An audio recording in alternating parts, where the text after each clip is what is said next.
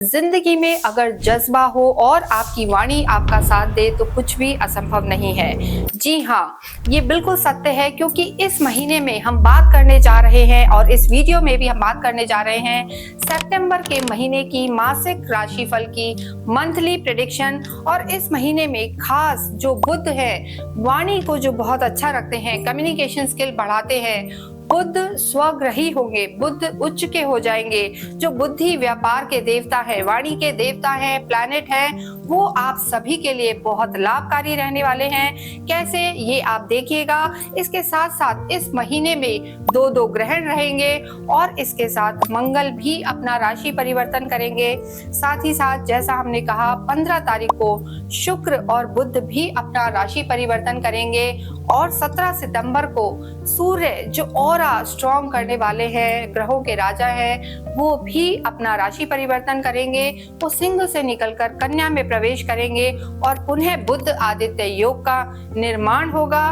मंगल शनि की जो समसप्तक दृष्टि है वो भी टूटेगी, यानी जो चिड़चिड़ापन था कहीं ना कहीं सभी राशियों पर, उसकी भी समाप्ति होगी। बड़े धन के लाभ के योग बनेंगे और वाणी से ही लोग कमा के खाएंगे। कैसे, आइए हम देखते हैं। इस वीडियो में हम बात करेंगे तुला राशि और तुला लगन के लिए सितंबर का महीना कैसा रहने वाला है।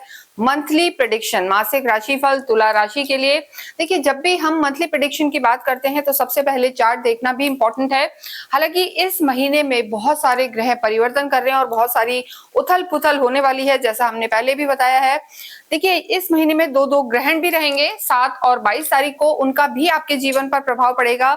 साथ ही साथ आपके जो खुद के लॉर्ड हैं शुक्र भी राशि परिवर्तन करेंगे। शुक्र अभी कर्क में है और 15 सितंबर को ये चले जाएंगे सिंह में।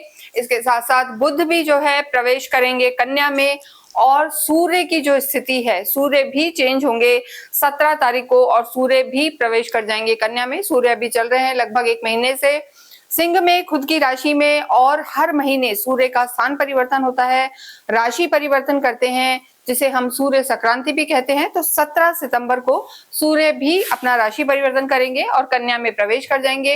लेकिन इस महीने में सबसे पहले जो ग्रह बदलेंगे वो है मंगल। मंगल देखिए चल रहे हैं अभी कन्या में और वो तुला में आ जाएंगे 13 सितंबर को। तो इन सब चीजों का आपके जीवन पर क्या प्रभाव पड़ेगा जब खुद के लॉर्ड का भी राशि परिवर्तन होता है। हालांकि अभी कर्म क्षेत्र में है, लाभ में आ जाएंगे तो स्थितियां आपके लिए बेहतर होंगी। लेकिन शुक्र जो है सूर्य के घर में जाएंगे, शत्रु घर होता है। तो आइए इनको देखते हैं। और जब ये महीना स्टार्ट होगा तो यहाँ चंद्रमा की स्थिति जो है वृश्चिक में है, आपके लिए दूसरे घर में है, तो चीजें ठीक हैं। 12th हाउस में मंगल है, केतु, सूर्य और बुध।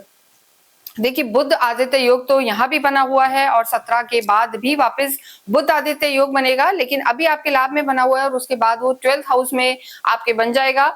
इसके साथ ही केतु और सूर्य का ग्रहण योग भी चल रहा है। सितंबर का महीना बहुत खास है क्योंकि यहाँ पर पितृपक्ष भी आएगा और जो है नवरात्रे भी होंगे। तो पूजा पाठ के हिसाब से और जो भी आपकी नेगेटिविटी है और किसी भी तरीके के दोष हैं, पितृ दोष है, तो उन्हें रिमूव करने का भी ये बहुत अच्छा मौका है। तो इन चीजों का आप ध्यान रखें।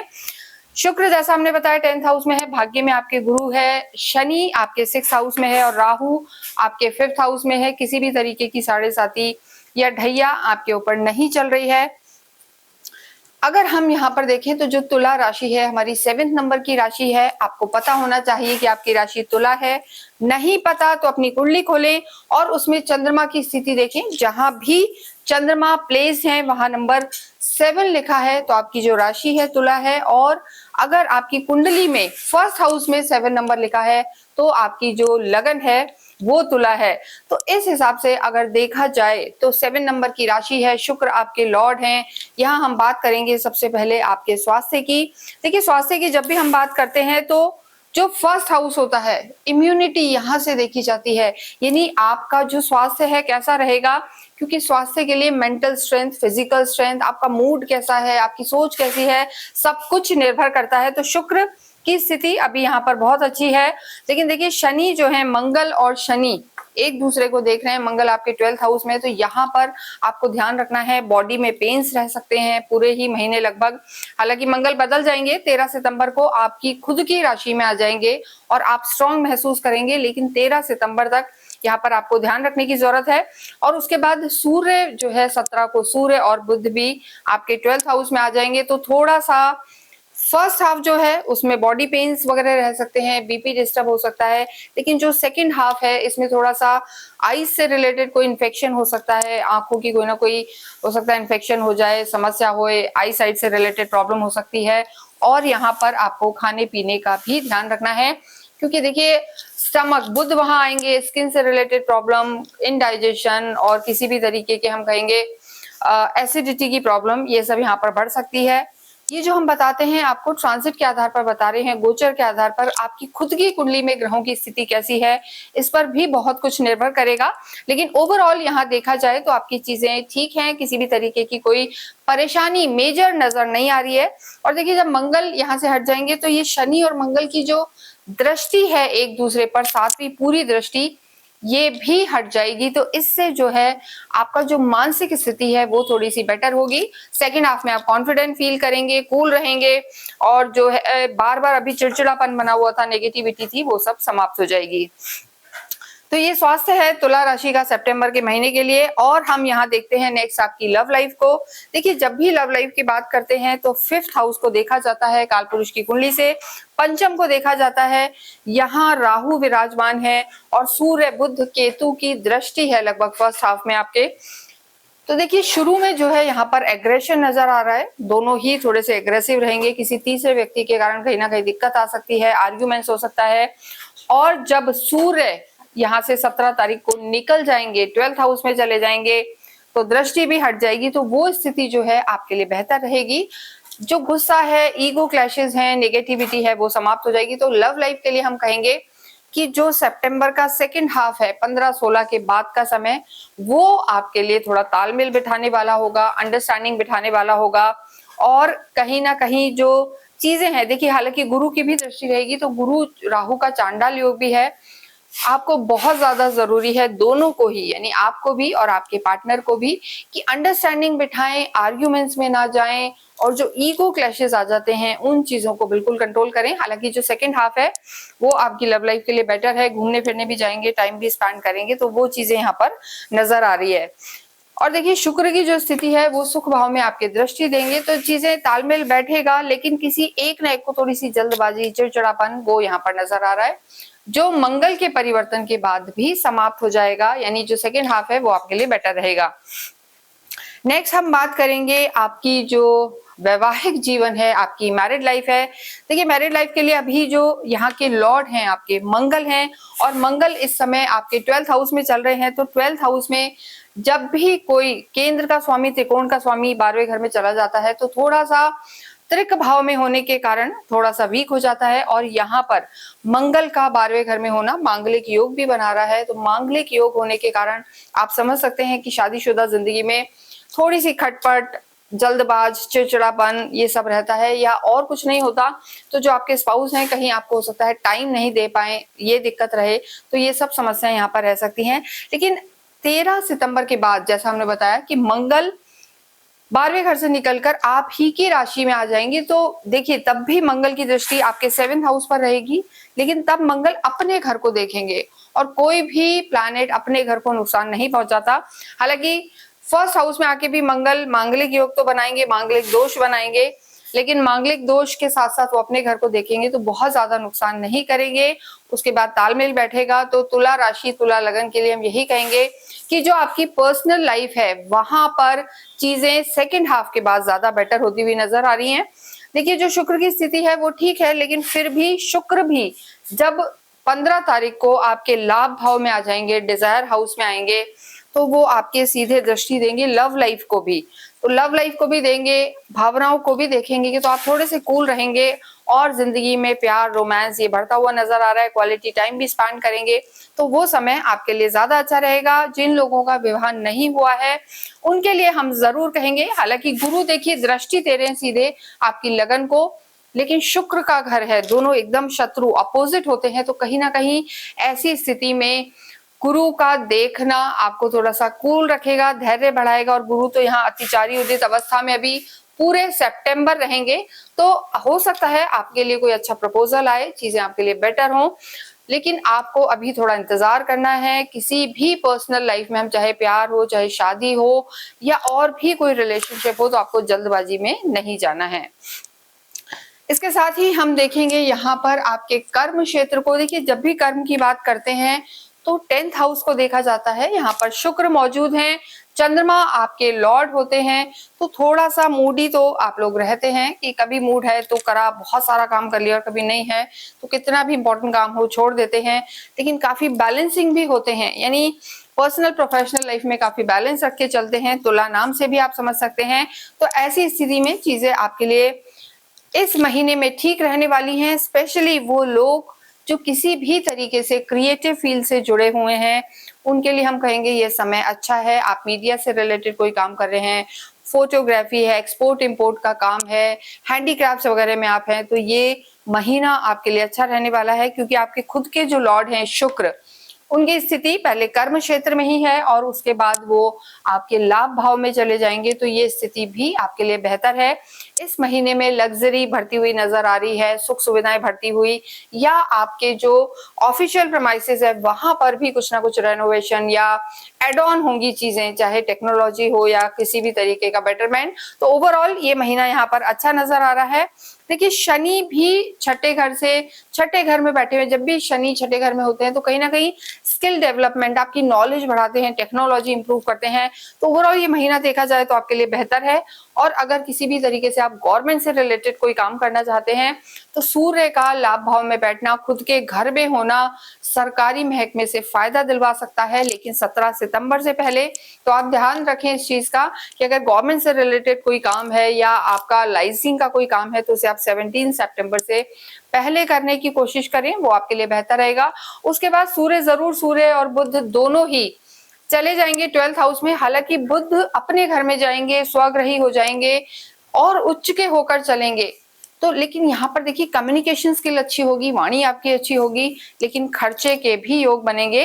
क्योंकि जो मंगल की स्थिति है अभी फर्स्ट हाफ में आपके 12th हाउस में है, लेकिन इसके बाद 13 सितंबर के बाद अगर आप कोई प्रॉपर्टी से रिलेटेड काम करना चाहते हैं, खुद के लिए कुछ देखना चाहते हैं, तो मंगल की स्थिति आपके लिए बेहतर हो जाएगी, धन की स्थिति भी बेहतर होगी।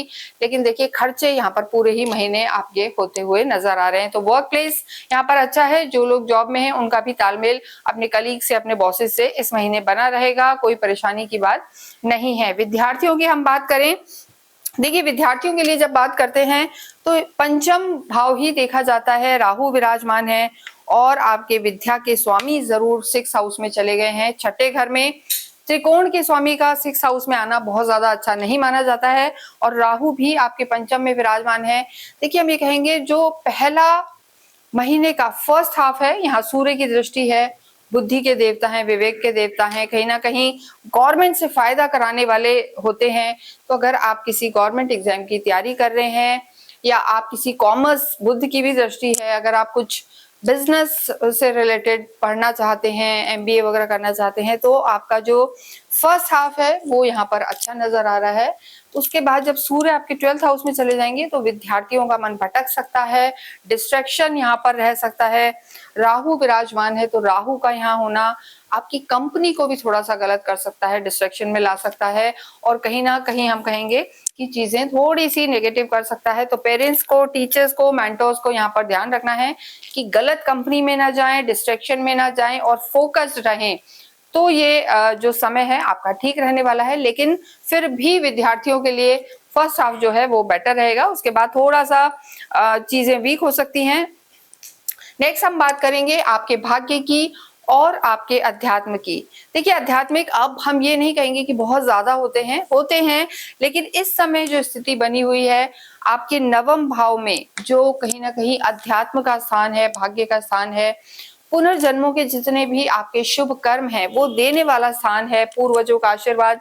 तो यहाँ पर गुरु का होना डेफिनेटली इस समय आपको आध्यात्मिक बनाएगा। पूरे ही महीने आप आध्यात्मिक रहेंगे, पूजा पाठ का माहौल रहेगा और सितंबर का महीना भी ऐसा है, पितृपक्ष रहेगा, नवरात्रे रहेंगे और गणेशा का भी समय चल रहा है। तो बहुत सारी चीजें हैं और यहाँ से हम कहेंगे कि गुरु आपकी लगन को देख रहे हैं, तो गुरु का आपके लगन को देखना आपकी मानसिक स्थिति को अच्छा रखेगा और इसके साथ आध्यात्मिक भी रखेगा। देखिए फिफ्थ पंचम दृष्टि यहाँ है, फिर सप्तम दृष्टि गुरु अपने ही घर को देख रहे हैं, तो धार्मिक यात्राएं भी आपकी इस महीने में नजर आ रही हैं, चीजें बेटर हैं। पर हम आपको यही कहेंगे कि अगर आप कहीं भी ट्रैवल करना चाहते हैं तो 16-17 तारीख से पहले करें, वो आपके लिए सफलता देने वाली यात्राएं या जिस उद्देश्य से हम निकलते हैं वो सब देने वाली ये यात्राएं रहेंगी। तो ओवरऑल ये समय आपका अच्छा है। और बुध की स्थिति यानी भाग्येश जो है आपके वो बुध हैं, और हमने आपको बताया बुध इस समय आपके लाभ भाव में है, डिजायर हाउस में है। तो अगर भाग्य से रिलेटेड कोई भी कार्य है, वैसे तो हर चीज में भाग्य की जरूरत है, तो 15 तारीख से पहले बुध आपके लाभ भाव में बैठे हैं, इनकम हाउस में बैठे हैं, आपके लिए लाभकारी रहेंगे। उसके बाद बुध देखिए स्वग्रही जरूर रहेंगे, आपके लिए योग कारक भी हैं, उच्च के हो जाएंगे लेकिन थोड़ा कमजोर हो जाएंगे, 12वें घर में चले जाएंगे। तो ऐसी स्थिति में भाग्य साथ देगा, लेकिन जो शुरू के 15 दिन है वहां पर भाग्य आपका ज्यादा प्रबल नजर आ रहा है। तो ऐसी स्थिति में आपको चीजों को ध्यान रख के कार्य करने हैं। पूरे ही महीने अगर हम देखें तो स्थितियां आपके लिए अच्छी बनी हुई हैं, लेकिन जो फर्स्ट हाफ है हमने कहा वो आपके लिए प्रोफेशनली कहेंगे ज्यादा बेटर है, और पर्सनल लाइफ के लिए कहेंगे जो सेकंड हाफ है वो आपके लिए बेटर रहने वाला है। किसी भी तरीके की किसी समस्या से आप जूझ रहे हैं तो आपको अवश्य ही 6 मुखी रुद्राक्ष पहनना चाहिए, क्योंकि देखिए आपके लॉर्ड जो हैं शुक्र हैं। आप ये हम गोचर के आधार पर बता रहे हैं, पर जो आपकी खुद की कुंडली भी है उसमें चाहे कोई ग्रह अच्छा है बुरा है, लेकिन अपने जो लॉर्ड हैं उनका आशीर्वाद हमेशा आपके लिए अच्छा रहेगा, लेना भी चाहिए। तो अवश्य ही शुक्र ही जो है रूल करते हैं 6 मुखी रुद्राक्ष को, तो उन्हें आप अवश्य धारण करें। जिसे आप चाहें तो हमसे भी मंगवा सकते हैं, अपने घर में भी आप 6 मुखी रुद्राक्ष को जो है विराजमान कर सकते हैं, इससे आपको लाभ होगा। इसके साथ साथ अपने कुल देवी देवता की पूजा करना भी आपके लिए आवश्यक है। नित्य संध्या के समय लक्ष्मी चालीसा पढ़ें और लक्ष्मी जी की आरती करें, तो तुला राशि तुला लगन के लिए काफी लाभकारी रहने वाला है। आपके जो भाग्येश हैं बुध हैं, तो गणेश जी की आराधना करना, गणेश चालीसा पढ़ना, बुधवार के दिन गणपति के मंदिर जाना भी आपको लाभ कराएगा। इसके साथ ही पूरा ही समय ये अच्छा रहने वाला है, लेकिन आप अवश्य ही गुरुवार के दिन कुछ भी गाय को जरूर से खिलाएं। और इसके साथ साथ आपको पिंक और व्हाइट कलर ज्यादा पहनना चाहिए, ये आपके लिए लाभकारी रहेगा। 6 और 7 नंबर आपके लिए लकी रहेगा। इसके साथ ही इस वीडियो को हम यहीं विराम देते हैं। कमेंट बॉक्स में अवश्य ही ओम शुभ शुक्राय नमः लिखें। Thank you.